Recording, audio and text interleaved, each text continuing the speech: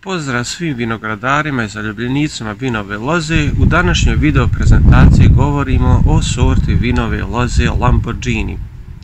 Lamborghini spada u novije hibride i to je stolna sorta vinove loze bez sjemenki. Sorta se odlikuje inače jako lijepim oblikom bobice, a spada u srednje rane sorte sazrijevanja. Kada govorimo o grmovima, odnosno trsovima, možemo da kažemo da oni imaju popriličnu silinu rasta i ono što je važno spomenuti svakako jeste da je formiranje zaperaka jako slabo, što nam omogućava da imamo više vremena za ostale radnje u vinogradu, jer znamo da u toku vegetacije mnogo posla odvojimo na uklanjanje samih zaperaka. Kada govorimo o stabilnosti, ona je iznad prosjeka, a kada govorimo o očuvanju ove sorte vinove loze od bolesti, onda dovoljni su osnovni preventivni tretmani. Također ova sorta vinove loze ima i jako dobru otpornost na zimske mrazove. O kakvoj sorti vinove loze se radi možete pogledati u nastavku video prezentacije. Evo, nalazimo se ispred jednog trogodišnjeg trsa sorte vinove loze Lamborghini. Naime, ovaj trs je u prvoj godini plodonošenja i možemo da vidimo kako izgledaju grozdovi i kako izgleda rodnost ove sorte. Zaista grozdovi su lijepi, vidimo da su bobice izdužene i u punoj zrelosti one su, njihova je boja žuto-zelena. Na nekim mjestima imamo bljeđu boju, a na nekim mjestima imamo jantarnu boju. Odlikuju se, kao što vidimo, neobično tankim i izduženim oblikom sa šiljastim vrhom. Negdje imamo vrh koji je zašiljen, a negdje imamo drugačiji oblik samog završetka bobice. Prosječna težina ovih bobica sorte Lamborghini je otprilike oko 7 grama, kao što je inače težina boba besjemenih sorti, i može se primijetiti da su slične bobice sorti Halloween. Zapravo one su, odnosno obje sorte su nastale od istog roditeljskog para. Što se mene tiče, ova sorta ima i dosta sličnosti osim sa Halloweenom i sa Avatarom, samo što su u bijeloj boji. Avatar je plave boje, a Halloween je crvene boje. Ostao mi je jedan mali grozdić sorte Avatar, pa možete da vidite kako izgleda ove dvije sorte jedna pored druge. Kada govorimo o samim trsovima, ovaj trs jeste na vlastitom korijenu i vidite kako izgleda u trećoj godini vegetacije.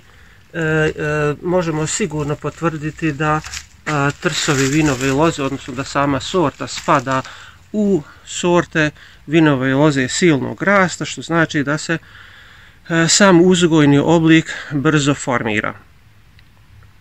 Što se tiče samih grozdova i njihove mase, s obzirom na to da smo dobili ove godine prvi rod na ovom trsu, može se reći da je njihova težina između 700 i 900 grama. Naravno, ovi moji grozdovi nemaju tu masu iz razloga zato što im je i ovo prvo plodonošenje.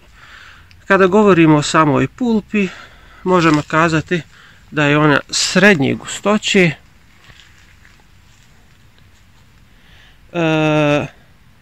i harmoničnog je okusa, kao i Halloween i Avatar nemaju nikakvih aroma. Vidimo da su same bobice tanje nego kod sorte Avatar. Evo vidite kako kod sorte Avatar bobica je deblja, a kod Halloweena je još tanja nego kod sorte Lamborghini. Dužina je kao i kod obje sorte, odnosno kao i kod sorti Halloween i Avatar, dužina je od 40 do 50 mm. Pulpa je, možemo reći, srednje gustoće, djelimično je hrskava, kožarica je također srednje debljine, ne odvaja se naravno od pulpe i sorta Lamborghini spada u sorte besjemene i to prve klase besjemenosti. Unutar samih bobica možemo naći ostatke rudimenata, ali oni se ne osjećaju prilikom same konzumacije.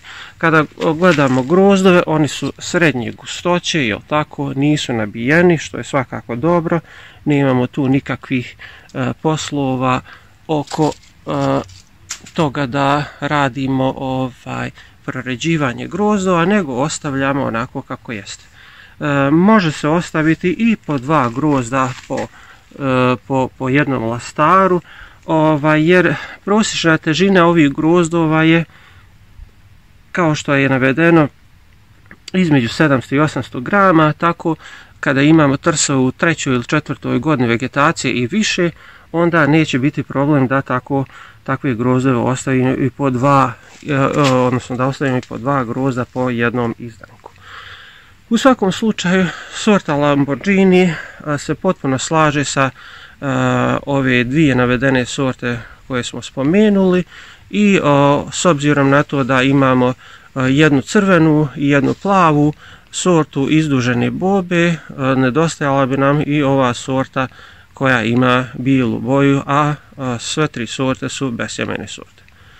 To bi bilo sve u ovoj prezentaciji, a mi se nastavljamo dalje i vidimo se u narednom video uratku.